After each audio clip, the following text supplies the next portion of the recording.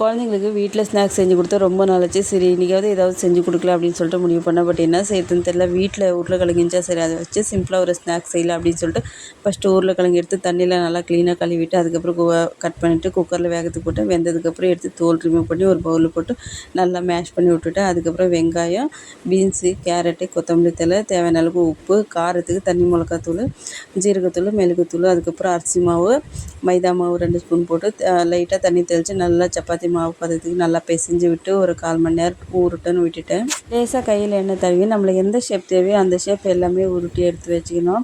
இது இந்த ஸ்நாக்ஸ் வந்துட்டு கடைசியாக பிரெட் கோட்டிங் கொடுத்துட்டு அதுக்கப்புறம் தான் எண்ணெயில் பொரிச்சு எடுப்பாங்க. நான் வந்துட்டு டைரெக்டாக எண்ணெயில் போட்டு பொரிச்சு எடுக்கலாம் அப்படின்னு சொல்லிட்டு எல்லாமே ரெடி பண்ணி வச்சுட்டு அதுக்கப்புறம் ஒரு கடாயில் எண்ணெய் ஊற்றி எண்ணெய் நல்லா காஞ்சதுக்கப்புறம் ஒவ்வொன்றா எடுத்து எடுத்து வச்சுட்டேன். இது பொரிய சொல்லியே பாதி என் பையன் வந்து சாப்பிட்டு காலி பண்ணிட்டேன். கடைசியாக ஒரு 4 இன்ச்சு சரி வீடியோ எடுக்கலாம் அப்படின்னு சொல்லிட்டு வீடியோ எடுத்திருக்கேன்.